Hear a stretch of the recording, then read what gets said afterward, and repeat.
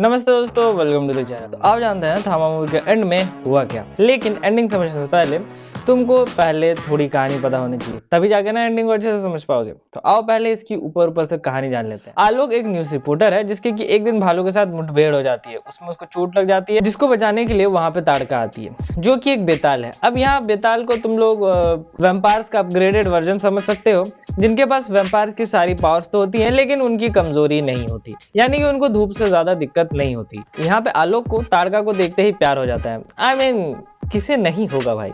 मुझे तो सेकंड के 10वें हिस्से में इसको देख के प्यार हो गया था। ये इश्क नहीं आसान, इतना समझ लीजिए, आग का दरिया है, डूब के जाना है। Oh my God! Wow! पता नहीं क्यों था ये जो, लेकिन था, अच्छा था।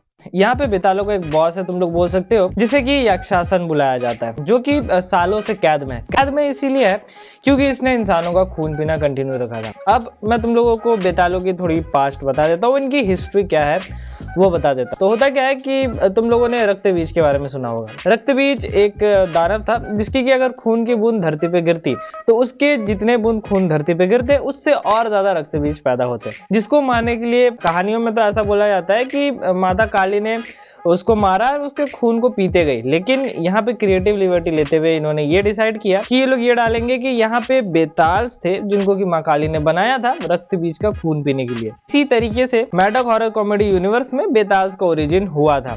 यहाँ पे ऐसा बोला गया है कि जो यक्षासन है वही सबका लीडर है एक तरीके से, उसी ने बाकी सारे जितने भी बेताल्स है उनको बनाया। जो ये बेताल्स थे वो लोग पहले बुरे इंसानों का खून पिया करते थे, लेकिन होता क्या है कि जब ये लोग देखते हैं कि इंसान तो इंसान को ही मारे जा रहा है तो उनको पता चलता है कि इंसानों के अंदर कितना ज्यादा जहर भरा हुआ है। जैसे ही उनको पता चलता है कि इंसानों के अंदर कितना ज्यादा जहर भरा हुआ है, यानी कि एक दूसरे को लेकर ही कितनी ज्यादा नफरत भरी हुई है, उस समय के बाद से वो लोग इंसानों का खून पीना छोड़ देते हैं। लेकिन जो यक्षासन था वो इस चीज को नहीं मानता है, वो इस नियम को नहीं मानता है एंड इंसानों का खून पीना कंटिन्यू रखता है एंड अपना जैसा उनको बनाने में कंटिन्यू रखता है, जिसकी वजह से जो बाकी बेताल्स थे वो लोग इसको कैद में रख देते हैं कई सालों से। आलोक को बेताल्स यहाँ पकड़ के अपने इलाके में ले आते हैं, जहाँ ये लोग उसको यक्षासन के कैद में फेंक देते हैं ताकि यक्षासन उसको खा पाए। लेकिन यहाँ पे ताड़का आकर उसको बचा लेती है एंड ये लोग यहाँ से भाग जाते हैं। इसके बाद ताड़का आलोक के साथ ही रहने लगती है। एक बार क्या होता है कि आलोक ताड़का को अपने साथ पार्टी में ले जाता है, जहाँ पे बहुत ज्यादा पीने की वजह से ताड़का जो है वो कुछ लोगों से चिपकने लगती है एंड दिल्ली के लड़के पता ही है कैसे होते हैं, वो लोग उसका फायदा उठाने के लिए आलोक के कार का पीछा करने लगते हैं। आलोक उनसे मैटर सॉल्व करने की कोशिश तो करता है लेकिन वो लोग आलोक को ही पीट देते हैं। अब अपने प्यार को अपने आंखों के सामने पीटते हुए देख ताड़का अपने फुल फॉर्म में आ जाती है एंड सभी को पीट देती है। एंड ये चीज देख के आलोक डर जाता है, उससे पूछता है कि वो असल में है कौन। यहाँ पे ताड़का अपना रिवील करती है कि वो असल में है कौन। यहाँ पे हमें प्रहलाद चा दिखाया जाता है जो कि एक पुलिस वाले हैं, ये भी एक वैम्पायर ही है। इनका काम था कि वो जो बेतालों की दुनिया थी यानी इंसानों की दुनिया थी उसमें बैलेंस बना के रखें, लेकिन अब ताड़का की वजह से वो बैलेंस बिगड़ गया है तो वो बोलते हैं ताड़का को अपने इलाके में वापस जाने के लिए। ताड़का वैसे ही करती है। वैसे ताड़का का जाने का मन तो नहीं था, लेकिन आलोक की रक्षा के लिए उसको आलोक को छोड़ के जाना ही पड़ता है। आलोक पहले तो उसको जाने देता है, लेकिन मजनू है साला, वो क्या करता है कि कार से उसके बस का पीछा करने लगता है, जिसकी वजह से आलोक का एक बहुत ही भयंकर एक्सीडेंट होता है एंड उसकी वहीं पे मौत हो जाती है। अब तुम सभी को पता ही है कि यहाँ पे अब होने क्या वाला है। ताड़का आलोक को भी अपने जैसा बेताल बना देती है एंड जब वो दूसरे दिन सो के उठता है तब उसे अपने बॉडीज में चेंजेस महसूस होते हैं। उसके दिल की धड़कन अब चल नहीं रही है, उसके नर्व्स नहीं चल रहे हैं, वो अब चीजों को बहुत तेज सुन सकता है, धूप से थोड़ी बहुत एलर्जी होने लग गई है उसको। ताड़का उसे अब धीरे धीरे अपने पावर्स के बारे में रियलाइज करवाती है कि उसके पास कितनी पावर्स है एंड धीरे धीरे और भी कितनी पावर्स आने वाली है। यहाँ पे दोनों अपनी पावर्स को टेस्ट करते हैं एंड एक दिन अपनी पावर्स को टेस्ट करने समय ही जो आलोक का बाप था उनको नोटिस कर लेता है। आलोक यहाँ पे उसको कन्फ्रंट करता है कि देखो पापा ऐसा ऐसा सीन है, अब मैं मर चुका हूँ लेकिन अब मैं जिंदा ही रहूंगा। यहाँ पे जो आलोक के फादर थे वो आलोक को हैंड ऑफ गॉड के पास ले जाते हैं, वही जिनको हमने मुंजिया मूवी में देखा हुआ है। एंड यहाँ पे हम लोग जना को भी देख पाते हैं। जना भास्कर के लिए यहाँ पे हैंड ऑफ गॉड से मदद मांगने आया था। हुआ क्या था, 3-2 के एंड में जो भास्कर था वो सरकटे से लड़ रहा था, लेकिन सरकटे ने उसको इतनी जोर से मारा था कि उस समय के बाद से भास्कर अब अपने वेयरवुल्फ वाले फॉर्म में आ ही नहीं पा रहा है। तो जना उसी चीज का सॉल्यूशन मांगने के लिए हैंड ऑफ गॉड के पास आया था।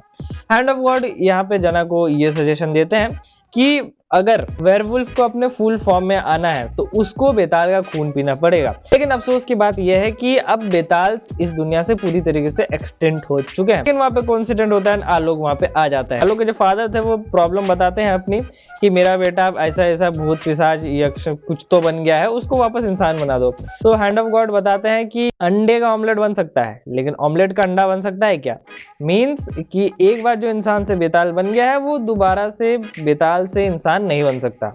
यहाँ पे हैंड ऑफ गॉड जो जना था उसको आलोक जिस चेयर में बैठा था वो कपड़ा देता है, बोलते हैं कि इसको भास्कर को सुंघा देना, बाकी सारा काम अपने आप हो जाएगा। आलोक वापस जा रहा होता है तो उसको जो बेताल वाले लोग थे वो लोग उसका पीछा करने लगते हैं, जिनसे बचने के लिए आलोक वहां से भाग के ऊंची जगह पे आ जाता है। एंड यहाँ पे आता है पूरी मूवी का बेस्ट सीन। मुझे लगता है पीजे ने जो कहा था वो सच हो गया है।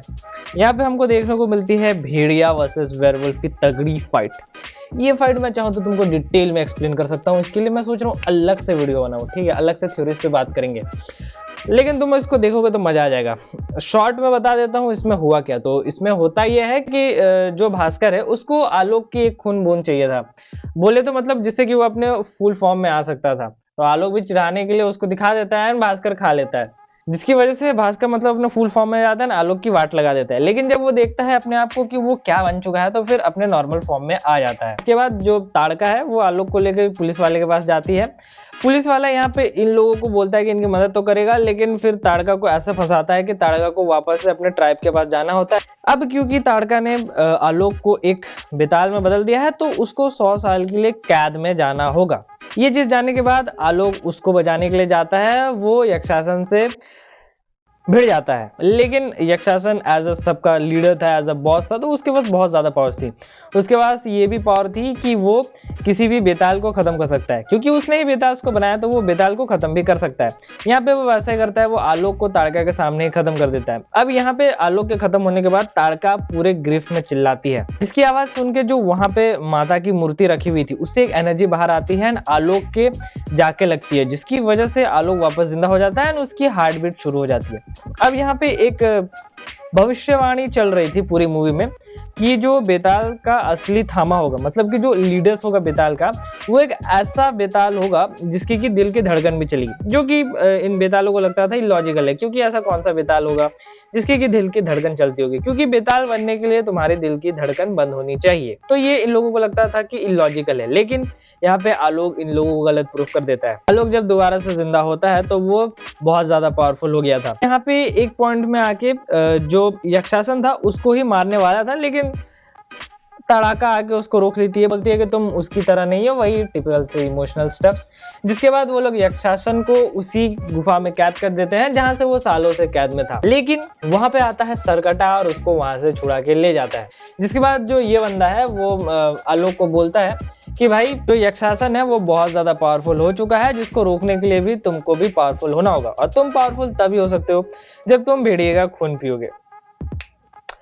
मतलब यहाँ पे समझो हो गया रहा है, भेड़िए को पावरफुल बनना है तो उसको बेताल का खून पीना पड़ेगा, और अगर बेताल को पावरफुल बनना है तो उसको भेड़िए का खून पीना पड़ेगा। मतलब समझे?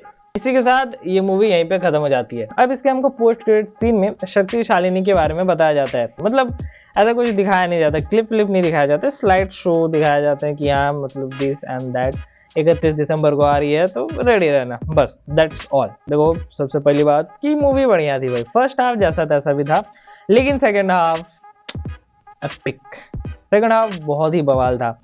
मैं बोलूंगा सबसे जो मई शॉट था वो था भेड़िया वर्सेस वेयरवुल्फ, और वो सीन तुम लोग देखना, मैं मतलब ऐसे सीन बता रहा हूँ लेकिन स्पॉइल कुछ नहीं होगा।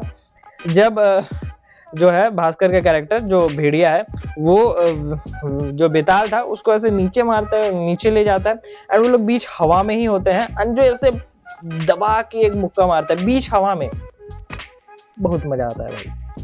मैं बोलूँगा मूवी अच्छी खासी थी, थोड़ा सा वैसे मतलब पहला हाफ स्ट्रेची सा फील होता है, बहुत स्लो फील होता है। मतलब अगर उसको आधे घंटे पहले ही पॉज दे दिए जाते या स्टोरी को थोड़ा और ज़्यादा पेश किया जा सकता तो ज़्यादा बेटर था, लेकिन फिर भी ठीक ही थी। एंडिंग में उतना ज़्यादा हमको कुछ बताया नहीं जाता, ऐसा लगता है कि बहुत सारे सवाल हैं जो कि अभी भी रह जाते हैं, जिनका जवाब हमको खुद से ही अज्यूम करना पड़ता है। वो मूवी में उतना ज़्यादा मतलब दिए नहीं जाते हैं। okay? आज के लिए इतना ही। मैं मिलता हूँ तुम लोगों से किसी और दिन किसी और वीडियो में। Till then love you all, bye bye.